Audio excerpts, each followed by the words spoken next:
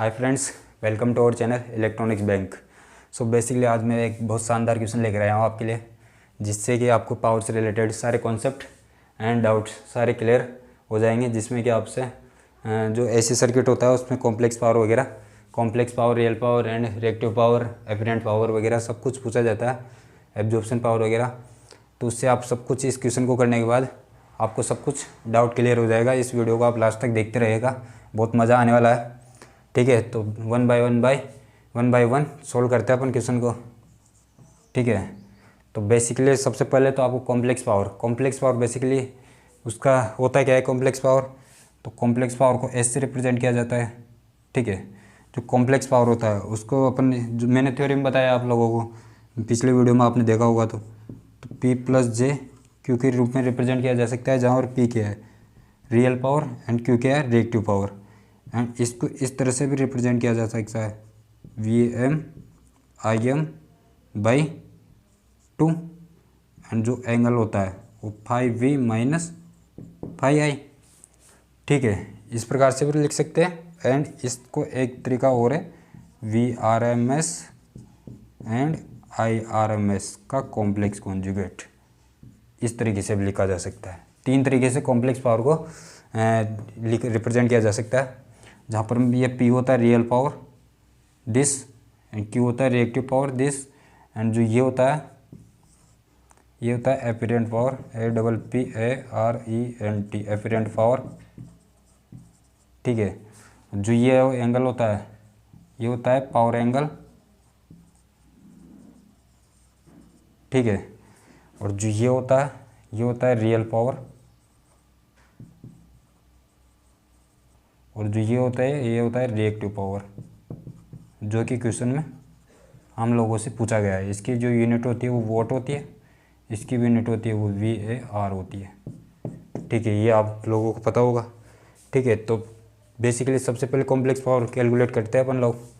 तो बेसिकली इसमें क्या दिया, voltage across a load is VT 60 cos ωt minus 10 degree. Voltage and the current through the element, एक element दिया हुआ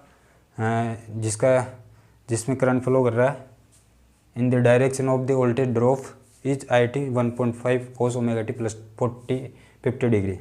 ठीक है, तो मैं VT मान लो ये एलिमेंट दिया हुआ है। ठीक है, ध्यान से समझते जाना, जिसका इम्पेडेंस Z ले लेता हूँ मैं।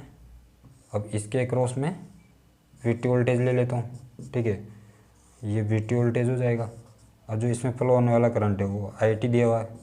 तो IT कितना दिया हुआ है 1.5 cos ωt minus plus 50 degree. तो बेसिकली इसको मैं क्या लिख सकता हूँ, इसको क्या लिख सकता हूँ मैं 1.5 50 डिग्री लिख सकता हूँ।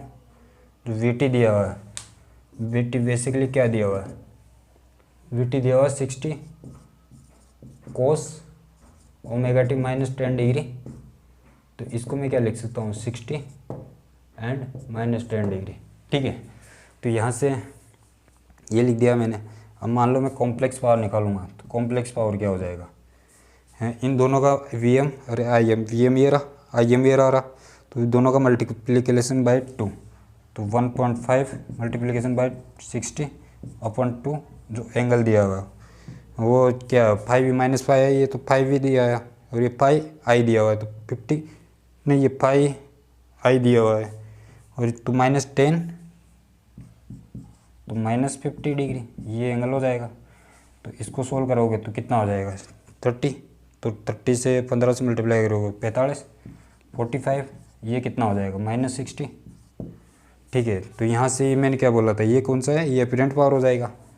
जो एफिशिएंट पावर, तो ये तो एफिशिएंट पावर निकल गई अपनी यहाँ से, एफिशिएंट पावर। यदि और क्या कॉम्प्लेक्स पावर आ गया अपना, कॉम्प्लेक्स पावर, ये कॉम्प्लेक्स पावर आ गया टोटल। मान लो इसको इस फॉर्म में लिखूंगा मैं, तो क्या हो जाएगा, इसको इस तरह से भी लिख सकता हूँ मैं 45 cos minus 60 plus J sine minus 60, I am right, and then 40, ये कितना हो जाएगा पॉजिटिव हो जाएगा, cos 8 मतलब साइन 30 1/2 प्लस J साइन, ये माइनस हो जाएगा sine minus theta minus sine theta, तो साइन 60 मतलब √3/2 ये हो जाएगा। इसको अंदर मल्टीप्लाई करोगे कितना हो जाएगा 2/5 माइनस जे, ये कितना हो जाएगा 38.5 के आसपास ही हो जाएगा। तो यहाँ से ये अपना कॉम्प्लेक्स पावर आ गया जिसकी यूनिट वी ए होती है। ठीक है, बेसिकली मैं आपको यहाँ पर पूरी चीज़ें बता देता हूँ। जो ये दिया हुआ है एक ये क्या आ जाएगा 22.5 क्या आ जाएगा पी, तो ये क्या हो जाएगा रियल पावर, तो रियल पावर कितनी हो जाएगी 22.5 वोट में होता है इसका यूनिट। और जो क्यू क्या होता है रिएक्टिव पावर, ठीक है, तो रिएक्टिव पावर कितना दिया हुआ है क्यू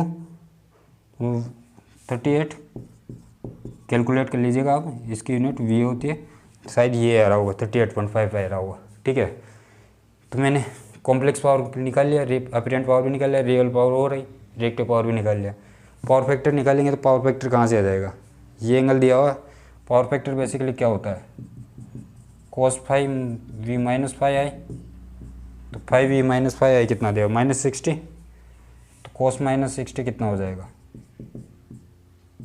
कितना हो जाएगा cos -60 cos minus theta cos theta, तो cos 60 sin 30 तो 1/2, ये 1/2 आ जाएगा पावर फैक्टर 0.5 के आसपास, ये 0.5 आ जाएगा। तो बेसिकली यहाँ से पावर फैक्टर निकाल लिया अपन ने। ठीक है, और क्या पूछेगा लोड इम्पेडेंस, तो लोड इम्पेडेंस की बात करते हैं अपन कहाँ से करते हैं V/I, तो V/I निकालेंगे अपन लोग। तो बेसिकली मैंने ये आपको समझ में आ गया होगा, बेसिकली सब कुछ रियल पावर निकाल दिया, रिएक्टिव पावर ये होता है, ये सब कुछ आपको पता होगा। तो यहाँ से आपको इसके मल्टीप्लाई करने के बाद अपरेंट पावर ओनली ये VM × M/2 होता है। और जैसे इसको रेक्टेंगुलर फॉर्म में जाओगे तो इसको इस प्रकार से भी लिखा जा सकता है, जो कि मैंने लिख दिया। और रिएक्टिव पावर रियल पावर की यूनिट सहित आपको मैंने बता दिए। देन में लोड इम्पेडेंस के लोड इम्पेडेंस पे जाता हूँ। तो लोड इम्पेडेंस क्या होगा अपना, उसके बारे में बता देता हूँ मैं, आप नोट कर लीजिएगा। यदि नोट नहीं किया होगा तो वीडियो को थोड़ा स्टॉप करके आप इसको नोट डाउन कर सकते हो और यहाँ से कॉन्सेप्ट सीख सकते हो। देन मैं लोड इम्पेडेंस पे जाता हूँ। तो लोड इम्पेडेंस क्या होता है, जो इम्पेडेंस कैलकुलेट करते हो क्या होता है इम्पेडेंस जेड V/I होता है। ठीक है, तो V/I क्या होगा, V कितना दिया हुआ 60, हाँ 60, इसका एंगल -10 डिग्री, I कितना दिया हुआ 1.5। ये मैंने किस फॉर्म में, फेजर फॉर्म में लिखा, राइट। ये टाइम डोमेन फॉर्म में दिया होता है, फ्रीक्वेंसी फॉर्म में, उसको कॉम्प्लेक्स फॉर्म में लिखा जाता है। तो ये कितना होगा 50 डिग्री। तो यहाँ से कितना हो जाएगा, ये 0 हो जाएगा। ठीक है, तो 15 दूनी 30, 4 40, तो ये हो जाएगा 40 -60 डिग्री। ठीक है, यहाँ से बहुत शानदार कॉन्सेप्ट सिखाने वाला हूँ मैं। यहाँ से आप क्वेश्चन को पूरे एलिमेंट निकाल सकते हो कि कौन सा एलिमेंट होगा, पावर फैक्टर लीडिंग होगा या लैगिंग होगा, उसके बारे में बात करेंगे। बेसिकली यहाँ पर पूछा तो नहीं गया, फिर भी पावर फैक्टर लीडिंग लैगिंग के बारे में बात करेंगे अपन लोग। तो लीडिंग कितना, तो ये कितना हो गया, इम्पेडेंस आ गया 40 -60, तो इसको मान लो मैं कितना लिख सकता हूँ 40, एक cos -60 लिख सकता हूँ इसको, प्लस j sin -60। ठीक है, तो ये कितना हो गया, अच्छा वो रिएक्टिव पावर आ रही थी वहाँ पर नेगेटिव आ रही थी रिएक्टिव पावर, बेसिकली वहाँ पर रिएक्टिव पावर को नेगेटिव कर लेना आप। ठीक है, जो रिएक्टिव पावर आ रही थी बेसिकली जो रिएक्टिव पावर आ रही थी अपनी Q, वो -38.5 के आसपास आ रही थी। ठीक है, तो ये कितना हो जाएगा 40 cos 60 sin 30 1/2 plus j sin 60 40 √3/2 minus आएगा। ठीक है, तो ये कितना हो जाएगा 20 माइनस j, ये कितना हो जाएगा 20/√3, ये अपना z आ गया, ये इम्पेडेंस ये रेजिस्टेंस हो गया और ये अपना जो रिएक्टेंस हो गया। तो बेसिकली यहाँ सब इससे भी पता लगा सकते हो कि जो सर्किट दिया हुआ है उसके अंदर एक तो रेजिस्टेंस होगा मतलब मैक्सिमम कितना हो सकता है, मिनिमम एक रेजिस्टेंस होगा एंड एक कैपेसिटेंस होगा। ठीक है, तो यहाँ से पता लगा सकते हो कि सर्किट कौन सा होगा, इंडक्टिव सर्किट हो कैपेसिटिव सर्किट होगा। ठीक है, और पावर फैक्टर लीडिंग करेगा लैगिंग करेगा उसके बारे में बात कर लेता हूँ बेसिकली। तो लीडिंग, तो पावर फैक्टर लीडिंग के बारे में बात करूँगा मैं। तो जो रेक पावर फैक्टर होता है लीडिंग, तो जो ठीक मान लो ये 5 हुआ 5V - 5I, यदि ये कितना आ रहा है, नेगेटिव आ रहा है ना, तो मान लो ये 0 से, अच्छा उसके बारे में डायरेक्ट अपने वाले केस के बारे में बात कर लेता हूँ। ये 0 से <0 है, तो <0 है मीन्स 5V 5 है जो करंट है वो लीड कर रहा है बेसिकली। तो करंट लीड करता है कौन से सर्किट में लीड करता है, करंट कैपेसिटिव सर्किट में। तो बेसिकली यहाँ से लिख सकते हैं अपन, जो सर्किट जो लोड होगा वो कैपेसिटिव लोड होगा। आपको सारी चीज़ें समझ में आ जाएगी यदि आपने पिछला वीडियो थ्योरी जिसमें मैंने थ्योरी में बताया था उसको देखा होगा। तो ये कैपेसिटिव लोड हो जाएगा। ठीक है, जो पावर फैक्टर होगा वो लीड करेगा लीक करेगा। तो करंट लीड कर रहा है तो पावर फैक्टर क्या हो जाएगा, power factor leading power factor हो जाएगा।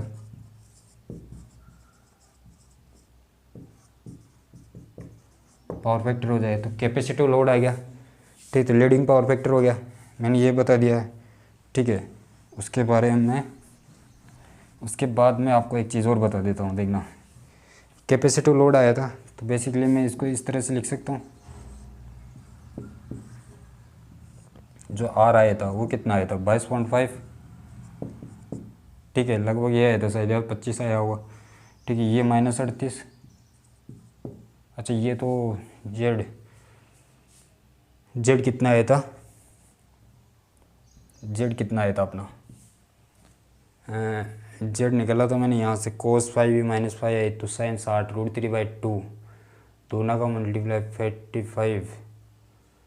तो लगभग वो आया था 30 15 दिन 30 में 45 मतलब लगभग ये आया था 45 √3/2 इतना आया था, कितना XC।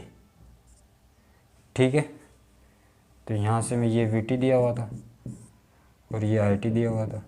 तो बेसिकली मैंने RV कैलकुलेट कर लिया और XC कैलकुलेट कर लिया। यदि मान लो यहाँ से मैं कैपेसिटेंस निकालना चाहूँगा तो XC बराबर क्या होता है, -j⍵C। बेसिकली माइनस आ रहा था तो यहाँ से ω/c भी कैलकुलेट कर सकते हो आप। तो रजिस्टर मतलब सर्किट के बारे में मैंने सब कुछ पूरी जानकारी दे दी, आप सर्किट तक पहुँच गए। बाकी आप इस सर्किट से आप डायरेक्ट अपीरेंट पावर वगैरह भी एकदम क्वेश्चन को उल्टा भी कर सकते हो लास्ट तक। यदि मान लो आपने ये सर्किट दे दिया हो और अपीरेंट पावर पूछ लिया, कॉम्प्लेक्स पावर ये वगैरह, रिएक्ट पावर एक, तो यहाँ से भी आप कैलकुलेट कर सकते हो। मैंने इस क्वेश्चन में बेसिकली 2 क्वेश्चन डाल दिए, आपको पता भी नहीं चला। तो पावर फैक्टर लीडिंग होगा लैगिंग होगा, आपको मतलब करंट के रिप्लेस में देखना है। यदि करंट लीड कर रहा है तो पावर फैक्टर भी लीडिंग होगा, और यदि करंट लैग कर रहा है तो पावर फैक्टर लैगिंग होगा। सो सारे कॉन्सेप्ट बता दिए, शायद आपको समझ में आया होगा। तो वीडियो को लास्ट तक देखा होगा तो शायद समझ में आ गया होगा आपको सब कुछ। यदि फिर भी नहीं आया हो तो वीडियो को एक बार और देख लीजिएगा, सारी चीज़ें आपको डाउट क्लियर हो जाएंगे। यदि मेरा थ्योरी वाला पिछला वीडियो देखा होगा तो सब कुछ समझ में आ जाएगा। So thank you everyone. ठीक है।